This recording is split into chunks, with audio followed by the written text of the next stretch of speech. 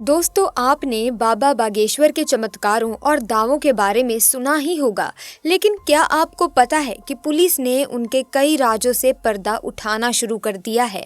जी हाँ, वही बाबा जिनके बारे में कहा जाता है कि वो इम्पॉसिबल को पॉसिबल बना सकते हैं। लेकिन अब कुछ ऐसे सवाल उठ रहे हैं जिनके जवाब पुलिस की जांच में मिल सकते हैं। आखिर बाबा बागेश्वर के पीछे छिपी सच्चाई क्या है? क्या ये सब सच में डिवाइन पावर्स का कमाल है या फिर कुछ और? चलिए जानते हैं पुलिस ने क्या अनकवर किया है बाबा के राजों के पीछे। वैसे तो बाबा की पॉपुलैरिटी इतनी है कि उन्हें हर कोई जानता है, लेकिन फिर भी जिन लोगों को नहीं पता तो उनके मन में सबसे पहला सवाल यही आ रहा होगा कि आखिर कौन है बाबा बागेश्वर। बाबा बागेश्वर का असली नाम धीरेंद्र शास्त्री है, जो बागेश्वर धाम के प्रमुख संत माने जाते हैं। उनकी मान्यता है कि वे डिवाइन पावर्स यानी कि दैवीय शक्तियों के माध्यम से लोगों की समस्याओं का समाधान कर सकते हैं। बाबा के पास हर तरह के लोग अपनी अलग अलग परेशानियों के साथ आते हैं। कोई अपने लव लाइफ में परेशान है तो किसी को हेल्थ इश्यूज से जूझना पड़ रहा है। वहीं कुछ लोग ऐसे भी होते हैं जिनकी फाइनेंशियल सिचुएशन बिल्कुल खराब हो चुकी होती है। लोगों का मानना है कि बाबा के पास हर तरह की प्रॉब्लम का सॉल्यूशन है, चाहे आपकी जिंदगी में कैसी भी परेशानी हो। बाबा की ब्लेसिंग से सब कुछ पॉसिबल हो जाता है। उनके भक्तों का बिलीफ है कि बाबा की एक छोटी सी सलाह या आशीर्वाद से आपकी जिंदगी फिर से पटरी पर आ सकती है, चाहे वो पर्सनल प्रॉब्लम हो या प्रोफेशनल। दोस्तों, बाबा बागेश्वर के बारे में लोगों की राय बटी हुई है। कई लोग उनके चमत्कारों पर ब्लाइंड फेथ रखते हैं, लेकिन कुछ लोग इस पर सवाल भी उठाते हैं। उनके क्लेम्स की सच्चाई को लेकर हमेशा से विवाद रहा है, खासकर जब वे लोगों की परेशानियां बिना कुछ पूछे ही बता देते हैं और तुरंत सॉल्यूशन भी दे देते हैं। लेकिन क्या ये सच में कोई डिवाइन पावर है या फिर कुछ और है? हाल ही में पुलिस ने बाबा बागेश्वर के कुछ मामलों की जांच शुरू की है, जिससे कई सवाल खड़े हुए हैं। पुलिस का कहना है कि उन्हें बाबा के कुछ फॉलोअर्स की कंप्लेंट्स मिली थी, जिनका कहना था कि उनकी प्रॉब्लम्स सॉल्व नहीं हुई बल्कि वो और भी ज्यादा बढ़ गई। इसके अलावा बाबा के आसपास कुछ ऐसे लोग भी हैं जो अपने प्राइवेट डीलिंग्स के लिए उन्हें यूज करते हैं। पुलिस का इन्वेस्टिगेशन यही पता लगाने की कोशिश कर रहा है कि क्या बाबा की पावर्स सच में डिवाइन है या फिर इसके पीछे कुछ और छिपा है। जब पुलिस ने बाबा के धाम और उनके आसपास के लोगों से बातचीत शुरू की तो कुछ ऐसी बातें सामने आई जो हैरान करने वाली थी।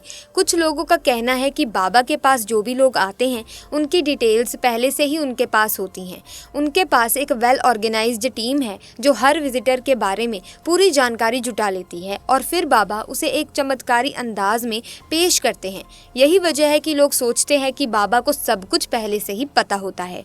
जैसे ही ये बातें सामने आई, सोशल मीडिया पर एक नया विवाद शुरू हो गया। बाबा के सपोर्टर्स और उनके क्रिटिक्स के बीच खूब बहस होने लगी।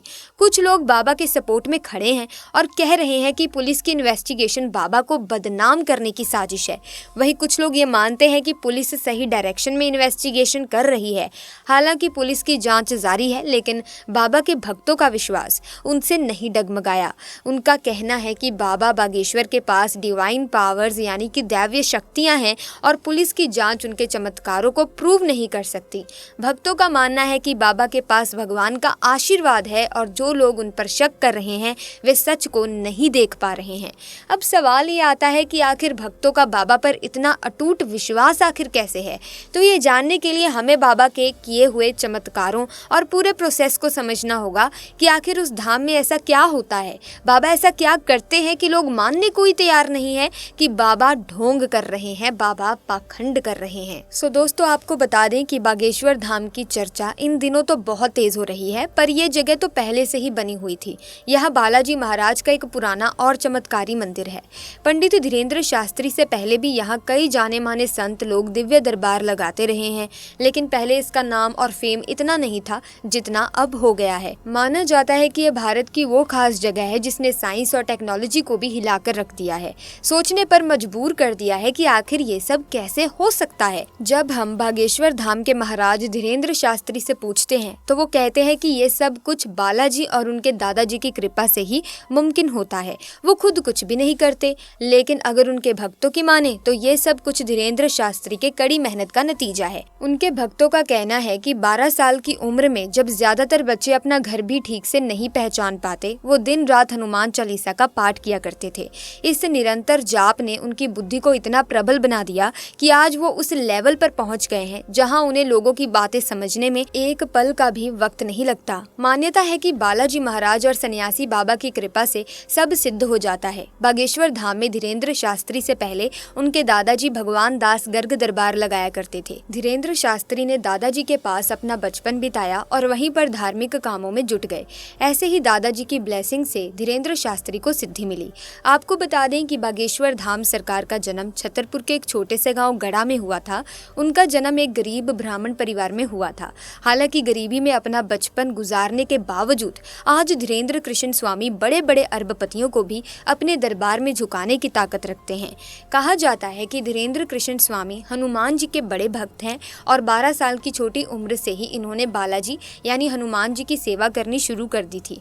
इनका सारा ध्यान बस भगवान की सेवा में रहता था।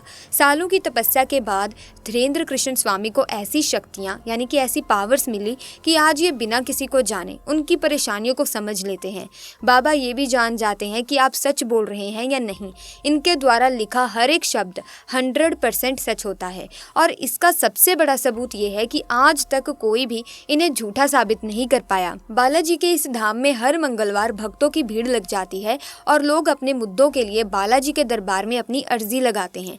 बागेश्वर धाम में पर्ची लगाने का भी एक प्रोसेस है जो बेहद ही इजी है। यहाँ आपको बस एक पर्ची पर अपनी प्रॉब्लम लिखनी होती है, फिर उसे लाल कपड़े में एक नारियल के साथ बांधकर परिसर में रखना होता है। यहाँ आपको लाल, पीले और काले कपड़े में बंधे नारियल मिल जाएंगे। इसके पीछे की वजह यह है कि अगर आपकी अर्जी सामान्य है यानी कि नॉर्मल है तो लाल कपड़े में नारियल बांधें, अगर शादी विवाह से जुड़ी अर्जी है तो नारियल को पीले कपड़े में बांधें और अगर अर्जी प्रेत बाधा से जुड़ी है तो नारियल को काले कपड़े में बांधें। इसके साथ ही ये भी कहा जाता है कि अगर आप यहाँ आकर ऐसा नहीं कर सकते तो अपने घर पर ही पूजा स्थल में नारियल के साथ अपनी अर्जी लगा सकते हैं। ऐसा विश्वास है कि घर पर लगी अर्जी भी बालाजी सुन लेते हैं। आचार्य धीरेन्द्र शास्त्री बताते हैं कि अगर आपने अर्जी सच्ची श्रद्धा से लगाई है और आपकी अर्जी स्वीकार हुई है तो आपको सपने में लगातार 2 दिन तक बंदर दिखाई देंगे। केवल एक दिन बंदर दिखाई दे तो ये माना जाता है कि आपकी अर्जी पहुंच चुकी है। अर्जी स्वीकार होने पर घर के किसी सदस्य को सपने में 2 दिन तक बंदर दिखाई देंगे। अगर आपकी अर्जी स्वीकार नहीं हुई हो यानी आपको सपने में बंदर ना दिखे तो फिर से मंगलवार को ये उपाय करने होंगे। इन उपायों को 2 से 3 मंगलवार तक दोहराने से आपकी अर्जी अवश्य स्वीकार होगी। दोस्तों, बागेश्वर धाम की पहचान यहाँ की धीरेन्द्र शास्त्री के कारण ही है। अब तक बाबा बागेश्वर के अनेक भक्त आए हैं जिन्होंने अपनी समस्याओं का समाधान किया है, मगर इस बार बाबा के सामने जांच पड़ताल हो रही है। उम्मीद करते हैं कि सच्चाई जल्द सबके सामने आएगी और यदि आप भी किसी समस्या से गुजर रहे हैं तो ये भी आप कर सकते हैं। अगर आपको बाबा बागेश्वर की बातों पर विश्वास है तो उन्हें अपनी समस्या, प्रॉब्लम बताएं और देखें क्या आपके जीवन में कोई चमत्कार होता है। आप खुद महसूस करेंगे कि विश्वास और सच्ची श्रद्धा से बड़ी मुश्किलें भी हल हो जाती हैं। बाकी आपका क्या कहना है बाबा बागेश्वर के इन चमत्कारों के बारे में?